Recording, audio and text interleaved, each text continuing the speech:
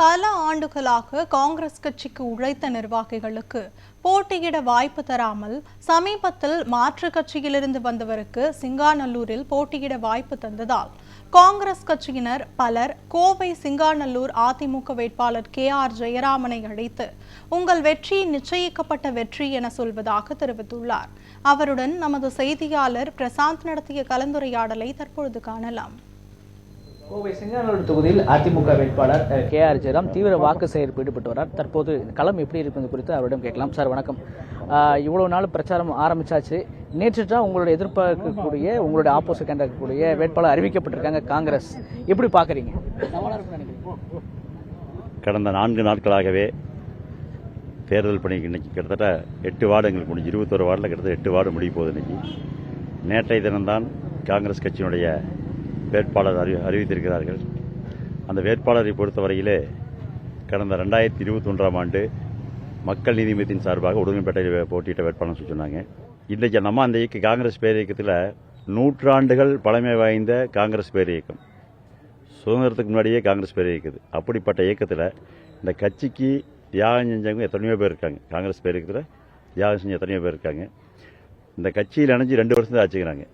போன முறை மக்கள் நீதி மையம், அந்த மக்கள் நீதி மையங்கிற கட்சி இன்னைக்கு எங்கேக்குன்னு தெரியல. திமுக ஓட்ட கொண்டு போய் அப்படியே ஒட்டுமொத்தமாக வித்துட்டு போயிட்டாங்க அந்த கட்சியை. நீ அந்த வேட்பாளரை போட்ட பின்னாடி நேற்றைக்கு காங்கிரஸ் பேரியக்கத்தினுடைய சில நிர்வாகிகள் தொண்டரெல்லாம் எங்கிட்ட நேரடியாக ஃபோனில் தொடர்பு கொண்டு அண்ணன் உங்கள் வெற்றி நிச்சயிக்கப்பட்ட வெற்றி, இங்கே உழைக்கிறவங்களுக்கு எந்த விதமான மரியாதைங்கிறத காங்கிரஸில் கிடையாது அப்படின்னு சொல்கிறாங்க. இவங்க யாருன்னே தெரியாது. என்னை பொறுத்தவரையிலே இந்த தொகுதிக்குள்ளே இன்றைக்கு இல்லை, கடந்த 20 ஆண்டுகளாக நான் வாக்களித்த முதல் வாக்களித்து சிங்கநல்லூர் சட்டமன்ற தொகுதியில் வாக்களித்தேன். தொகுதி மறுசீரமைப்பில் தான் எனக்கு தொகுதி மாறிச்சு. இப்பவும் சிங்கநல்லூர் தொகுதியில் தான் இருக்கேன். தொடர்ந்து ஊராட்சி மன்றத்தினுடைய துணைத் தலைவர், சர்க்கார் சாமங்குளம் ஒன்றியத்துடைய பெருந்தலைவர், மாநகராட்சியுடைய கிழக்கு மன்ற தலைவர், 5 ஆண்டு காலம் எந்த விதமான பொறுப்புகளுமே இல்லை. கொரோனா காலத்தில் இந்த பகுதி தொகுதி மக்களுக்காக பணியாற்றணும். மீண்டும் 2021 வாய்ப்பு கொடுத்தாங்க. ஒரு சட்டமன்ற உறுப்பினர் என்பது 5 ஆண்டு காலம் பணியை நிறைவு செய்து வாக்கு சேகரிக்க செல்கின்ற போது அங்கே மிகப்பெரிய எதிர்ப்பு வரும். நீங்கள் ஊடகத்தை தொடர்ந்து பார்க்குறீங்க. போகிற இடமெல்லாம் மிகப்பெரிய ஆதரவு இருக்கிறது. இந்த திமுகவினுடைய எதிர்ப்பலை ஒட்டுமொத்த கோவை மக்களுக்கு எதுவுமே திமுக இதுவரை செய்யல. இந்த காங்கிரஸ் வேட்பாளர் யாருன்னே கொண்டு போய் சேர்த்தவே முடியாது.